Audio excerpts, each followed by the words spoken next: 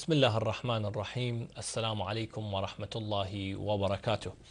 Welcome to 14 Divine Guides, the show that inshallah will be looking at the lives of the 14 infallibles, starting with the Holy Prophet sallallahu alaihi wasallam and ending with Imam Al-Mahdi ajalallah ta'ala farajahu sharif. May Allah hasten his reappearance.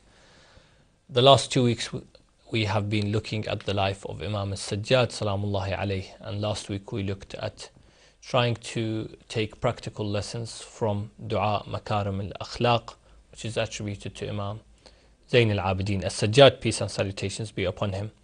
Inshallah, in today's show we will look at external ways from learning from this dua, contact with the outside world, contact with other people, and again this dua gives us guidelines to this. And inshallah, with me once again, I thank Al-Hajj Ghulam Abbas Laka for joining me. Assalamu alaikum, Hajj. Hajj, thank you again for joining us. We have benefited from your knowledge into looking at the dua, this dua Makarim Al-Akhlaq, which inshallah we can be those people that not only read but also practice what's in this dua, and may Allah grant you the intercession of Imam Al-Sajjad, peace and salutations be upon him. We'll start off by practical, again, personal development, as we looked at working in the first last week's show, working from inside out, but inshallah today we'll look at the contact with the outside world and how this dua gives us practical ways in doing so. Bismillahir Rahmanir Rahim. I begin in the name of Allah, the Merciful, the Compassionate. All praises to Allah, the Creator of the universes and the Sustainer, the Provider of believers and non-believers, and may His choicest blessings be on the last of His prophets, on the seal of His progeny, on the seal of His prophets and His holy progeny, and in particular with these discussions about the Imam al-Abidin Islam, may His incessant blessings ever continue on this illustrious great grandson of the Holy Prophet. May the peace and blessings of Allah be upon him always, inshallah. By the grace of Allah subhanahu wa ta'ala, we have the opportunity in this third discussion to place into a very practical 21st century context the teachings that we've been discussing from the life of Imam Al-Abidin alayhi salam, as well as how this principle of dua, and in specific dua Makarim Al-Akhlaq, can be brought to bear as part of our repertoire of tools to deal with the problems and the challenges that we face. Last time we were looking at the internal aspects, the psychological aspects of faith, intention and action, that triangulation of faith, motivation, intention and action.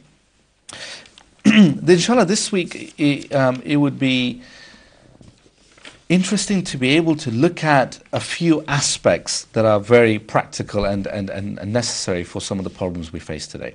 Firstly, financial independence. We live in days of financial difficulty for many of our brothers and sisters. What does the dua have to say about that? And how can we use it? Well, the verse which says, وَأَغْنِنِي وَأُوسِعْ عَلَيَّ فِي رِزْقِكَ is very important. Excuse me. Free me from need, expand thy provision towards me. This is important in many ways, because this idea of aghnini, of free me from need, has important ramifications for how we conduct ourselves as economic agents.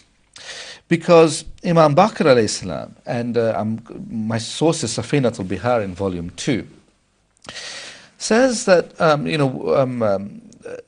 Musa alayhi salam, Moses, asked God, who is the worst of your creatures? And it is said that Allah responded that the one who is in his bed like a corpse during the night, and during the day wastes his life and doesn't work and wants to use other people's wages. So straight away there is a principle that this idea of aghdini, of being freed from need, goes hand in hand with our efforts. We've got to work. We have to strive. We may be unsuccessful, but that doesn't free us from the obligation to keep working and striving. Secondly, Imam Sadiq alayhi salam said that this teaching is attributed to him, that a disabled person came to him and he said, I can't work because I'm disabled and I don't have money to do business. I'm needy. The Imam said, but your head and your neck are healthy. So work to deliver things with your head and be independent from other people financially. That's quite a strong thing to say to somebody who is disabled. But what he's trying to do is to empower him, to say, look, at least find those things that you can do. Focus on what you can do rather than on what you can't do. And this is a really powerful, practical personal development tip. All too often we become paralyzed by thinking about, oh my goodness, I need to do this, but I can't do this, and I can't do that, and I'm not allowed to do this, and that person stopped me from doing the other. Well, what can we do? Let's harness the freedom that we actually have, in whatever extent that we have. Thirdly, Imam Ali alayhi salam is narrated to have said that permanent unemployment is a cause of corruption. This is Kitab al-Irshad by Sheikh Mufid. And in the UK, of course, we've got reports of some parts of the country having 3 generations of people who have never worked and have always lived on benefits. Now, let's be clear. Islamic economics is not about, doing down the poor. Far from it. It's quite the opposite. It's about supporting the poor. It's about placing a requirement upon those who have to support those who have not. But it is not a license for laziness. There is, in these teachings, a very clear correlation between this idea of aghnini, of being free from need, that Dua Makarim Al-Akhlaq beseeches, with our efforts towards that. So we have to take responsibility. We have to be empowered in our own selves to look at what changes we can make for the practical issues in our lives that we are faced with. And forgive me but for sharing such a stark narration, but it is narrated that the Holy Prophet, peace upon him, said that curse upon a person who wants to impose his expenses upon others. This is really important because it shows that we have an obligation to try and do as much as we can for ourselves. Then it is the responsibility of others around us to help us for where we are unable to. The responsibilities to widows and orphans and the sick and the disadvantaged are very clear in the teachings. And Imam al-Abidin al-Islam was a great example of that, and we'll look at that inshallah shortly. But the responsibility of oneself to try and stand up as much as we can, that can never be abdicated. That responsibility always applies with the individual. And in Biharul Anwar, in volume 69, the Holy Prophet, peace upon him, is narrated to have said, how lucky is a person who is both a Muslim and self-sufficient. So this idea of self-sufficiency is integral to being a Muslim in a communal context. And then when we look at the other aspect of this verse, so the first half we looked at was aghnini, and then the next aspect, wa'awsiya alayya fi rizqik. This is verse 13. And this idea of awsiya regarding rizq, to have plenty, give plentifully to me from your infinite provision, of course. The Holy Prophet, peace upon him, and his holy progeny is narrated to have said that anyone who enters the bazaar and buys something for his family and gives it to his family, as a gift to one's family, it is as if he's giving charity to a needy population. And he who enters his house, he should give the gifts to the girls before the boys, and anyone who makes his daughter happy, it is as if he has freed one of the sons of Ismail from slavery. How potent, therefore, it must be when the daughter of the Holy Prophet himself was subjected to such tyranny by those who claimed to be following his teachings. it sets a context of history that we cannot escape from. And indeed, to try and cover up the truth doesn't lead to benefit. That is kufr. If you look at the root of the word kafir, who's a non-believer, is someone who covers up the truth. So we need to look at really, what do these teachings tell us about the reality of Islamic history and what we find. And this is where, when we look at the history and biography of Imam al-Abidin alayhi salam, we learn a lot about what it means to be Muslim and what it means to just call yourself Muslim. Tremendous distinction between the two. And this dua helps us with regard to our financial independence, because not only is it asking for God's help, it is also asking ourselves, what can I do now? What are the faculties that Allah subhanahu wa ta'ala has given me that I have overlooked? And this is the principle of wa'aghdiri.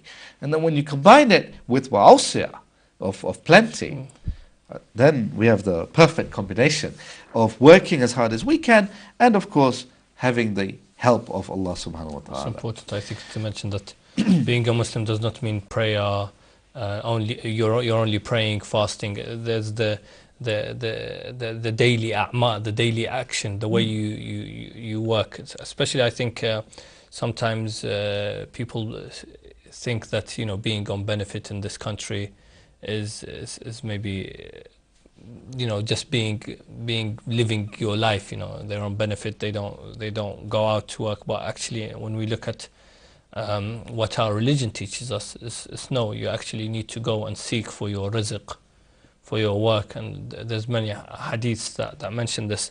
That hadith that you mentioned about, if someone comes home with, even if it's shopping for his family, it's as if he's bought charity for those in need, and this is his own family. So inshallah we can practice this, not just be in this country because there's benefits. Yeah. then we avoid our own practices in Islam. And let's not forget that Muslims are great contributors to this country, to the benefit system. We pay taxes, and we are contributors to the welfare state, and we are happy to, because it fits with the akhlaq of being a Muslim. The National Health Service, when we pay taxes and we support the National Health Service so that the poor of the country, whether they're Muslim or non-Muslim, should benefit from the taxes we pay, that's great.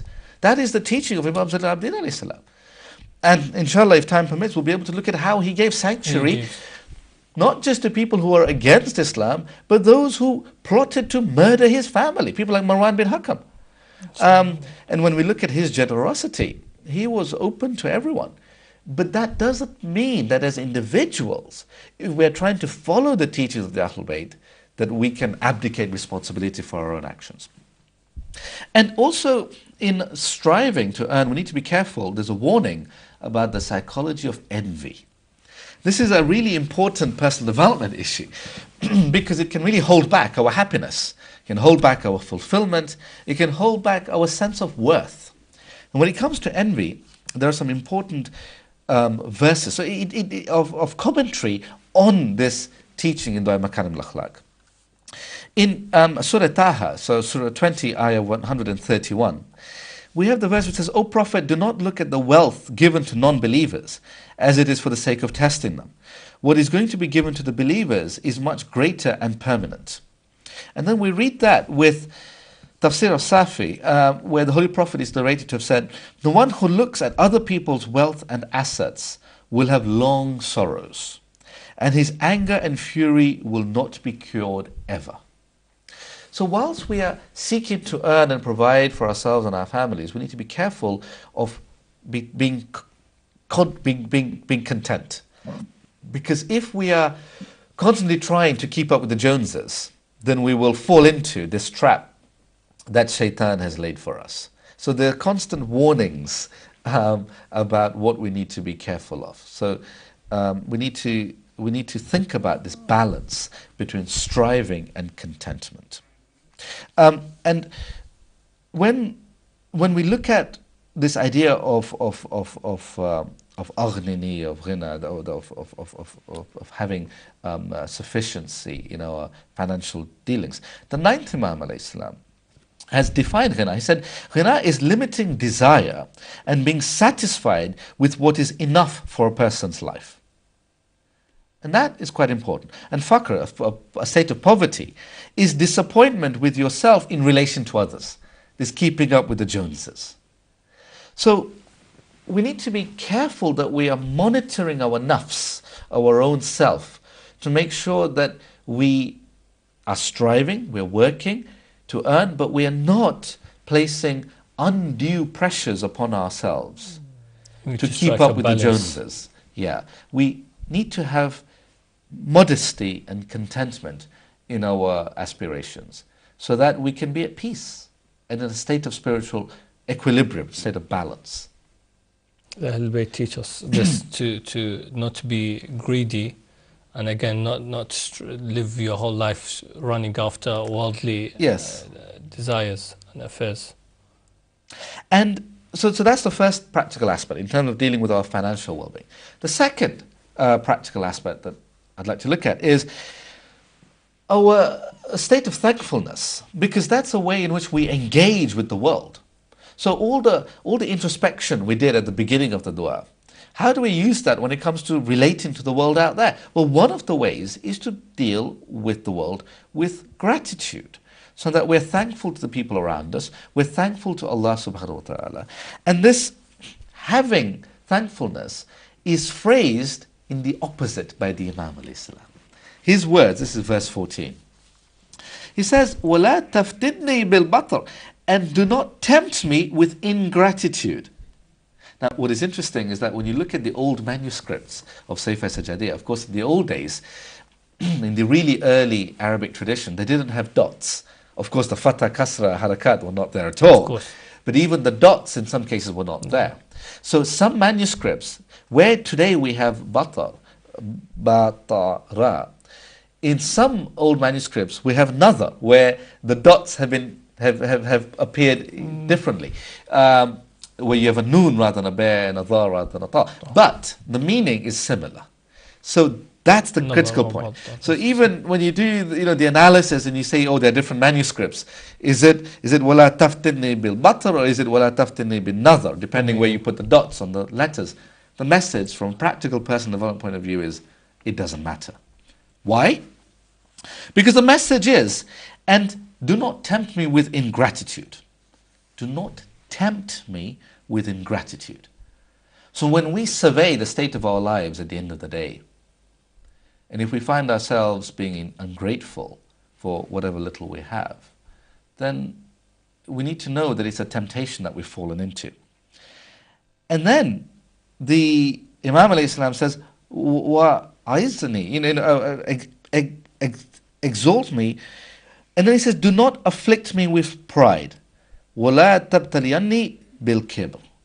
So we have this multifaceted relationship between gratitude and pride. So that if we are not consciously grateful to Allah subhanahu wa ta'ala, we run the risk, the very serious risk, of falling into the trap of pride, of arrogance. So that we may at the beginning of the dua having prayed for, ahsan an-niyat, the best of motivation, the best of faith, the best of actions. But it is qualified, it is balanced with a perpetual state of thankfulness, so that we recognize that whatever little progress we're making is but a gift from Allah subhanahu wa ta'ala. You have to always be thankfulness. And in a recent, again, while I was in Iraq, a nice example that was given was someone asked, the scholar asked one of his students, if Allah gives you, if you come home and Allah has provided you with money to buy food, what will you do? He said, I will thank Allah. He said, what if you come home and you haven't been provided with this? He said, I will wait. And the scholar sarcastically said that you are the same as an animal, because if you give an animal food, he will, like for example a dog, he'll wave his tail thanking you, but if you don't, he'll wait. Whereas you should be where if you have been provided, you should thank Allah, and even if you haven't been provided, you should always thank Allah. Yes. And that's what makes it, I think, more difficult. Sadly, we have come to the end of the first part. So inshallah we will continue after this short break with more examples from dua Makarim Al-Akhlaq. Join us after this short break. Wassalamu alaikum wa rahmatullahi wa barakatuh.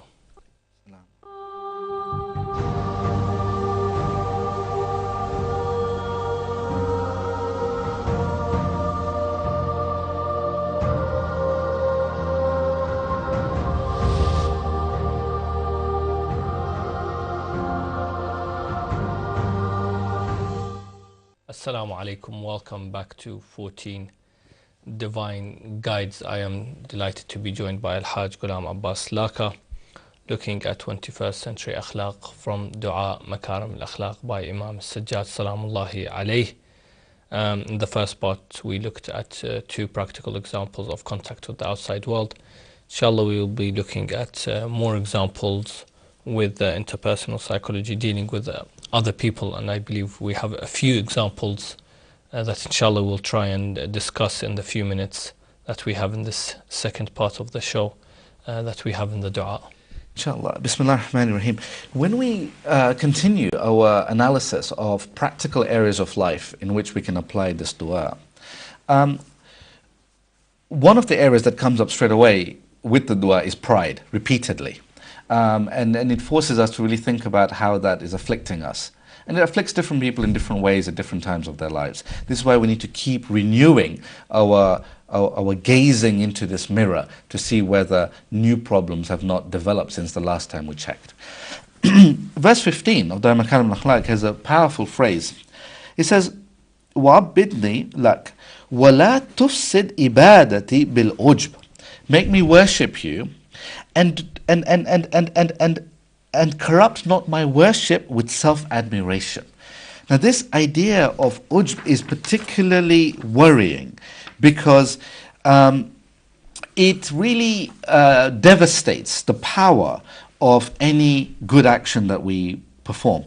Because a feeling, ujb is basically a feeling in the worshipper that exaggerates the value of that worship. It makes him or her think that, there's nothing missing from this. It's a perfect form of worship. That is extremely destructive form of ibadah. In fact, Imam Ali alayhi salam in Nahj Balagha has said that a sin that gives you the feeling of remorse is better than worship that makes you arrogant. So it could be better than a prayer that after you finish you feel arrogant about. And this is ujb. This is why ujb is such a corrosive aspect of personal development, and is such a horrible personal character trait in many different traditions, Muslim, non-Muslim, even secular. People hate this characteristical trait of being overly self-satisfied with the work you do. That is a problem. And humility is important. So that's first aspect. Second aspect is service. And when it comes to the service of Imam al-Abidin alayhi salam, we are spoilt for choice. The number of examples we could look at. But look at the way he has phrased the verse in his dua. He says, this is verse 16, وَأَجْرِ لِلنَّاسِ, and let good flow from my hands upon the people, and efface not the service by making people feel obliged. وَأَجْرِ لِلنَّاسِ عَلَى يَدِي الْخَيْرِ وَلَا تَمْحَقُ بِالْمَنِّ. So basically saying that enable me to serve the people so that goodness flows out of my hands. But do not undermine and damage this work. Cause me not to undermine and damage this work by making people feel obliged. Now, how do we know about the value of service? Well, there are so many teachings that it's difficult to know where to start. But one particular narration, when I was looking at the commentary of this verse, that really struck me was related to a text called Jawahirul Kalam, volume 31, narrating to an experience of the Holy Prophet peace upon him during Mi'raj. So when he was ascending to heaven, he saw a lady who was famously known as an adulteress. And when he asked about her, he was told that excuse me, even though this person had done quite a lot of things that were disapproved of, there was one occasion in which she was passing by a dog that was really thirsty. And she was near a well, so she took off one of her garments and put it into the well and squeezed some of the water from that garment into the mouth of this dog. And Allah subhanahu wa ta'ala was so pleased with the purity of this service that this lady did, that not only did He forgive all of her sins, but He elevated her to this high level in heaven. This is the power of good flowing out of one's hands without making other people feel obliged. This is the power of it. And this is why the Imam al-Islam is really emphasizing it in his dua, and he lived it. Of course, two examples. One that we discussed earlier, when Marwan bin Hakam, one of the architects of the tragedy of Karbala, needed protection, he and his family in Medina, whose house did he go to? To the house of the Imam al-Islam. So that good flowed out of the hands of the Imam to those who gave him bad, the ultimate bad. It was Marwan ibn al-Hakam that sort of was there when the letter from Yazid came. To Walid. To Walid. Yes, exactly. And he even threatened Imam Hussein to kill him. Well, but wasn't it Marwan who told Walid, do not let him go, i.e. the grandson of the Holy Prophet, if you let him go, kill him now, do not let him go. And that's when Imam Hussein al-Islam raised his voice and Hazrat Abbas al-Islam came in. Same Marwan bin Hakam. When he needed protection for his family, when he was being persecuted, he went to the house of the Ahlulbayt. And he knew where to go. He knew where to go. For exactly. Protection. And he got that protection. So this idea, وَأَجْرِ لِلنَّاسِ, all nas, all people, even people like Marwan bin Hakam. So when we need help, and we ask for the shafa of the Ahlulbayt al-Islam, we can have hope of getting their help. We're not alone. And then, we continue the life of the Imam al-Islam.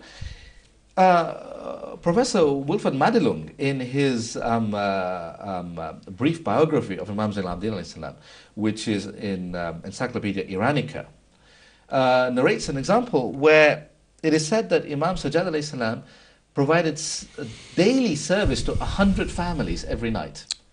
And he would cover his face. And this biography of his actually mentions that people during his life accused the Imam al-Islam of being stingy. Yet, when he died, these same people realized that the veiled person who would come at night to give them food, no longer came. And they realized that it was the same person who had passed away, the very person who they had been accusing of stinginess during his lifetime. And of course, we know about the marks on his back from carrying the heavy sack of food that he would distribute each night. So good flowed out of his hand. But to such an extent, he applied this verse to such an extent so that people would not feel obliged that they didn't even know who he was. Indeed, many cursed him for not providing the service. Again, very similar to Imam Ali alayhi salam. And again, I mentioned the hadith by Imam Al-Sadiq about saying how similar Imam Ali ibn al-Hussein Al-Sajjad was to Imam Ali alayhi salam in his characteristics. Exactly. This is وَلَا تَمْحَكُوا بِالْمَنْ, and do not make people feel obliged. It is the epitome of this is Makarim Al-Akhlaq. This is why it takes an imam to write something like this. This is why he can say so much in this one sentence. There is a whole philosophy of generosity. One line. This is the power of the imam. And as we continue, Surah Baqarah, Surah 2, verse 264, saying, "O believers, do not invalidate your charity by making people feel obliged."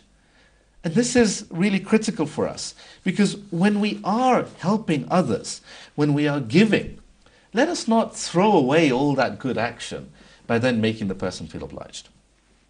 The next area of application in the 21st century context is having dignity with humility, because there's a lot about having self-confidence and being assertive and all this stuff in modern personal development, and that's fine, that's good, but it's got to be balanced with having dignity with humility. And the Imam alayhi salam shows that in the dua. In his words, verse 19 and verse 20, وَلَا تَرْفَعْنِي فِي النَّاسِ دَرَجَةً, do not raise me a single degree with the people. إِلَّا خَطَطْنِي إِنَّ نَفْسِي مِثْلَهَا, without lowering myself to the With the same same extent, so that his equilibrium is maintained.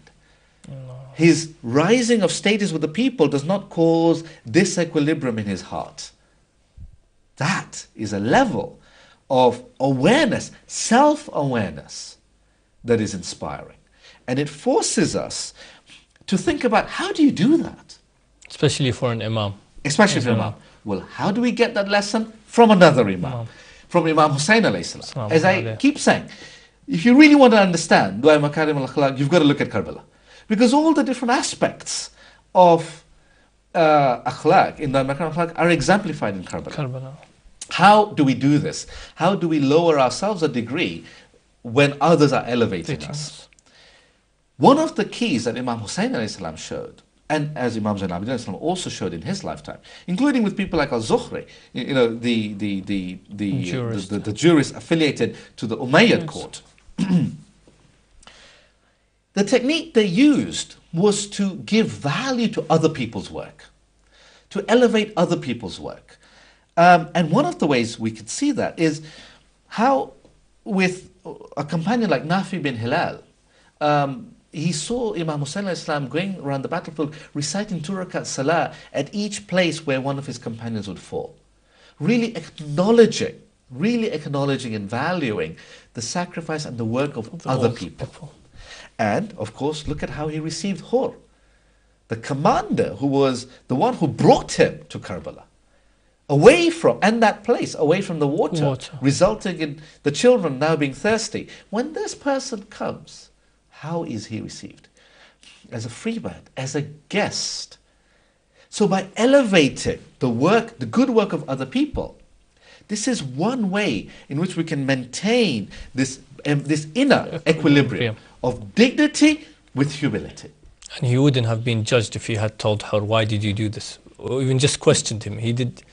Imam Hussein we wouldn't have said, oh, why did he say that? He didn't even mention what Hur had done. Because Hur was elevating him as his imam. So the imam restored that equilibrium straight away by giving value and elevating the work of Hur. This is a practical application of how we can do it in our lives.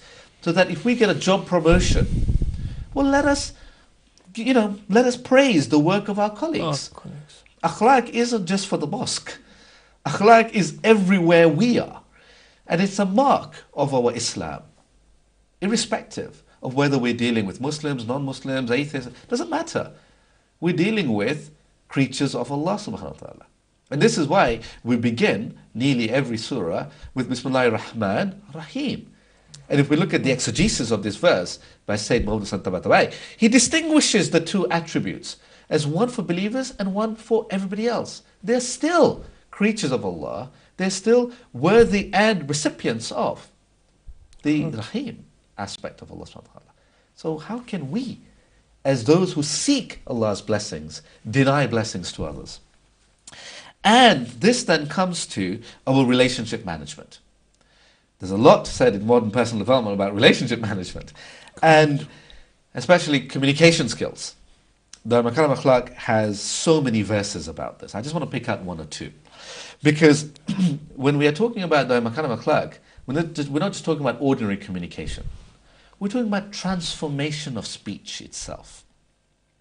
Especially regarding negativity that shaitan puts in our hearts about other people, including relatives. And when the Imam al-Islam is talking about the challenges and the attacks upon his heart from shaitan, the different kinds of whisperings that shaitan puts into the hearts of believers, he asks Allah subhanahu wa ta'ala to transform, to change this communication that previously was negative into a beautiful speech that elevates glorifies Allah subhanahu wa ta'ala. He says, وَمَا أَشْبَهُ ذَلِكَ, and all those things, and change them to what? نُطْقًا بِالْحَمْدِ. This is verse 95. This idea of nutqan bil hamdillah is beautiful, so that they become words glorifying you. That is a transformation of speech that is unparalleled. Now, of course, hamd is not just saying alhamdulillah, alhamdulillah. Hamd can be speaking beautifully with other people who have harmed you. But that is a high level. That is Makarim Al-Akhlaq. Okay? And this is where this stuff reads very easily, but it's hard to practice. Really hard. And this is why we need to keep going back to it, to say, that's the benchmark. I'm only here. The benchmark is there. Let's keep practicing. Let's keep practicing. This is why Makarim Al-Akhlaq is spiritual practice. The gold medalist in the Olympics practices.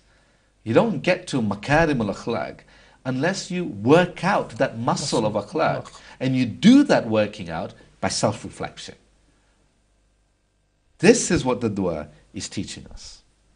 Thank you very much, Haji Ghulam Abbas.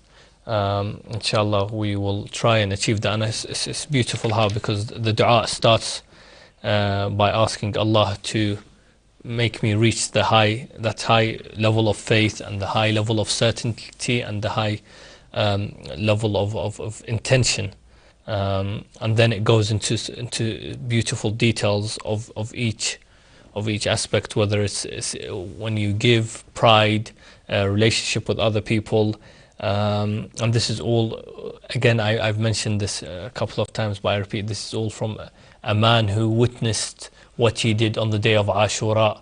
And even there's in history a narration where even Yazid sarcastically asks the Imam, can I be forgiven for what I did? And the Imam, again says, yes, you can. He gives him that. And again, the example of Marwan ibn al-Hakam. But he tells him to ask the Holy Prophet for forgiveness. Yes, because it is not his right to forgive it. Of course, it's that of the Holy Prophet. Ahsant. We have come to the end of the second part, inshallah, and we will go for a short break. We will see you after the short break. Wassalamu alaikum wa rahmatullahi wa barakatuh.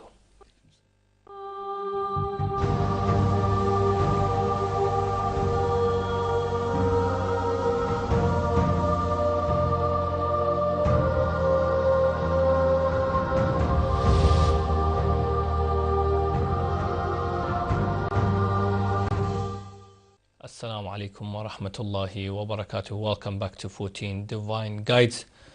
Alhamdulillah, we have been blessed to be with Al-Hajj Ghulam Abbas Laqa for the last 3 shows, looking at the life of Imam Al-Sajjad alayhi salam and taking practical lessons in akhlaq from dua Makarim Al-Akhlaq, one of many du'as we find in Sahif Al-Sajjadiyah. And we have taken some examples from verses from this dua to try and better ourselves, inshallah. And inshallah, our advice for the viewers is to try and read this dua. There are many commentaries on this dua. I'm not sure if there are any in English. Mostly there'd be, I think, in Arabic and Persian. Yes. Again, inshallah, we can. You have been benefiting from Hajj Ghulam Abbas Laqa's shows on this. And there are, of course, also lectures done in Muharram on Dua Makarim Al-Akhlaq. That's, inshallah, I think either were shown on Ahlulbayt TV or are showing on Ahlulbayt TV. If not, I'm sure they will be showing in Muharram, because they are Muharram lectures looking at Karbala through Dua, or looking at Dua Makarim Al-Akhlaq through Karbala, or the other way around. Harnessing adversity is another, again, point we see in Dua Makarim Al-Akhlaq. If you can give us some examples on that. Bismillahir Rahmanir Rahim. The Imam al-Islam has been very generous to us, because he has given us a toolbox that we can use wherever we are, including in 21st century Britain. And one of the big problems we face is stress, anxiety, and depressions. And we each have our own challenges. The question is, we've been given this toolbox. What are we going to do with it? What can we do with it? How can we even utilize it? Do we even have the mental space, the time to consider how we use it? Well, the Imam al-Islam has given us guidelines. This is a toolbox that comes with an instruction manual, if we just read the instruction manual. Because when we look at adversity, the dua shows how we can harness that adversity to project us forward. Just like the eagle doesn't necessarily avoid the storm, it uses the winds of the storm to lift it to a much higher altitude. Similarly, when we get adversity in our lives, we have a choice. We may not be able to escape the adversity. That may be beyond our control. Sure. But we are in control of how we respond, of how we experience it. And that's what a lot of modern psychology is teaching, especially in cognitive behavior therapy.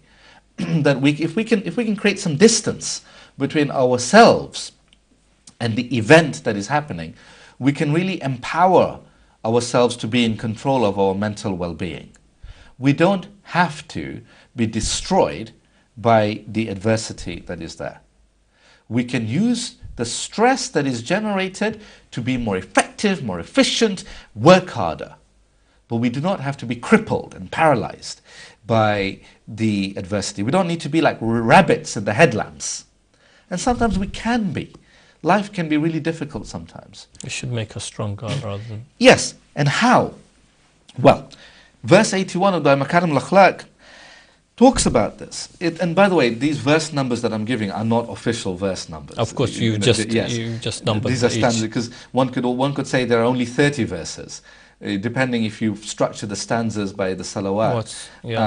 Because the Imam Al-Islam has structured also using salawat. The salawat throughout the whole dua. Yes. So, I'm talking about sentence rather than well, of course, it's not ayah, it's only from the Quran.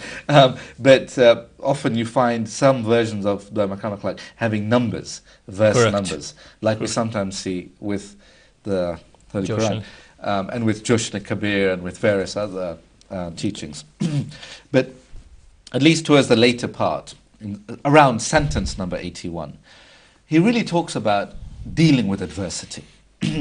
And the verse that really inspires me is, it says, "O Allah, make me leap to you in times of distress and ask from you my needs." The beautiful words are, "Allahumma ij'alni asulu bika inda dharura wa as'aluka inda al-haja."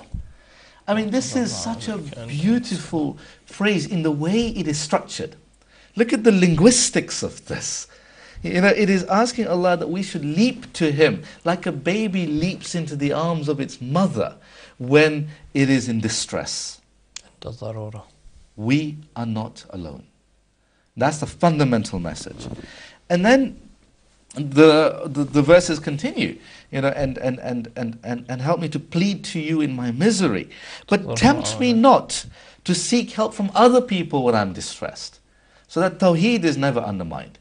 By the way, we're often accused, as Shias, of doing shirk, God forbid, of ascribing partners to Allah subhanahu wa ta'ala. We're not. The principle of shafa, of seeking help from the Ahlulbayt Islam who are appointed by Allah subhanahu wa ta'ala, is in the Quran. The principle of shafa is well established in the Quran. Man zallazi yashfa'u indahu illa bi'iznih. In Ayatul Kursi. Who is there who can intercede with Allah other than with His permission? It's all with His permission. And the dua is taking you to Allah anyway. All our du'as are taking you to Allah. Exactly. But what this is talking about is going outside the religion, seeking help from non-spiritual sources and placing our reliance in that. That is the warning that we're given. And to plead with somebody else when I'm in fear.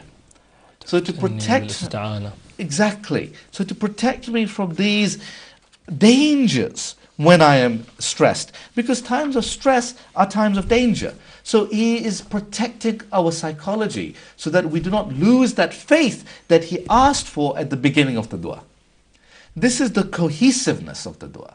So that we have the internal dimension, the faith, the niyyah, the action, the motivation. And then when we are faced with adversity and trials and tribulations, we continue to be faithful to those principles and do not stray from that. Santum, in the last 10 or so minutes, we'll try and look at trying to achieve the highest levels of akhlaq, or how does the dua try and make us reach this makarim of akhlaq that Yes, Imam Sajjad speaks about. exactly. And it sets the platform for that. Later in the dua, around verse 126, the Imam says, "Oh Allah, you are my resource when I am sorrowful. Allahumma anta uddati in hazint." That whenever we have this huzn, this sorrowfulness, this grief, He is our resource. This is really important. And when we are grounded upon that principle, then we can be cognizant of the warning of Imam Ali alayhi salam in Baharul Anwar volume 82, where he says, "Beware of anxiety, for it cuts off hope, weakens action, and brings sorrow. And know that the way out," we're worried, what are all these troubles we have today? What's our way out? The Imam shows us.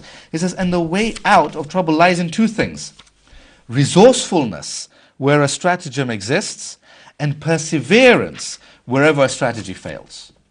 So we've got to have this get up and go, grounded upon help from Allah subhanahu wa ta'ala. And when we look to bring it all together, we have the verse from Imam al-Abidin al-Islam in Makarim Al-Akhlaq, وَهَبْ لِي مَعَالِيَ الْأَخْلَاقِ, and give me the highest moral traits, the highest characteristics. So that we go from Makarim Al-Akhlaq to Ma'ali Al-Akhlaq. Now that is the mark of an Imam. To have that kind of spiritual ambition, to even realize that these are the different gradations that are available, that is the inspiration that an Imam can give us. And the warning and the protection comes with it. He says, وَأَسِمْنِي مِنَ الْفَخْرِ, but preserve me from vainglory, from that's pride, from this arrogance, so that I may be raised higher and higher, but my inner equilibrium does not change. And we see that with Imam Al-Abidin alayhi salam, how, as we discussed previously, when he came to the Kaaba, when the Khalif at the time wasn't able to enter because of the number of people, the people themselves parted. And he was able to walk with humility, but with great dignity. And that's what prompted Farazdak, it is said, to coin his verses of poetry about how the Kaaba knows the person who is coming. This is the result of Ma'ali al-Akhlaq, having mastered Makarim Al-Akhlaq. And why is akhlaq so important? We end with how we began, because it's the essence of the Islamic teaching brought to us by the Holy Prophet, when he clearly asserted in the well-narrated tradition, إِنَّمَا بُعِثْتُ لِأُتَمِّمَ مَكَارِمَ الْأَخْلَاقِ, that surely I have been sent for the development of personal characteristics of human beings. How much did the events of Karbala lead to such a dua, lead to the way the Imam wrote this dua, especially Makarim Al-Akhlaq, and maybe Sahif Al-Sajjadiyya itself? How much did that affect the Imam? Well, one of the things you notice, when you compare, and this is a really interesting exercise actually, when you compare the du'as that we find in the history of Karbala, for example from Abu Mikhnaf, one of the famous narrators, his Maqtal is famous because he was a contemporary, and it is said that his father was a companion of Imam Ali alayhi salam. And when you look at that, when you look at other traditions, Al-Mukarram, Khawarizmi, you have lots of du'as in the history of Karbala. And you find amazing corollary between the du'as of Imam Hussein alayhi salam and the du'as of Imam Al-Abidin alayhi salam. One big difference though. The difference is, because Imam Hussein alayhi salam was in Karbala in a time of great adversity, his du'as were very short, but amazingly powerful. Imam Al-Abidin alayhi salam had more time in Medina to be able to extol the details of and really unwrap the psychology within that, so they were much longer du'as. But the essence of the teaching, this triangulation between iman and yaqeen, niyyah, intention, motivation, and thirdly action, this triangulation of our faith, our motivation and our action, that core you find in all the du'as. As exemplified by the tawakkul, by the trust that Imam Hussein al-Islam demonstrated on the plains of Ashura, on the plains of Karbala on the day of Ashura, implementing through action and demonstrating his tawakkul. And we see that in the du'as, especially dua Makarim Al-Akhlaq. But even, I mean, I've just taken one example from Sayf al-Sajjad. I mean, Muhammad Taqi Falsafi's commentary in Persian on the Makarim Al-Akhlaq goes into 3 volumes. Sayyid Ali Khan Madani Shirazi, which has provided one of the best commentaries in Arabic of the Makarim Al-Akhlaq. It goes into of the whole of Sayf al-Sajjad, goes into well over 10 volumes. And he brings the philosophy, the theology, the history, all weaves it into a beautiful commentary, which tells us something important. This dua and these principles are central to what it means to be not just a Muslim, but what it means to be a human being. That to really understand ourselves and who we are and what we can become is predicated upon, is grounded upon our personal development and the introspection, the self-reflection that the Quran has guided us to, and that this dua provides a handbook for. It is a manual for how to do it. The question then that we are each left with is, to what extent are we going to do so? The invitation is there. Are we going to take up that invitation? And to what extent are we going to do that? We pray to Allah subhanahu wa ta'ala to give us the tawfiq to be able to really take up this invitation in the way that it was intended. And to bless all our teachers and parents and ancestors who have, through their diligence, enabled us to receive these teachings so that we may be able to benefit from them.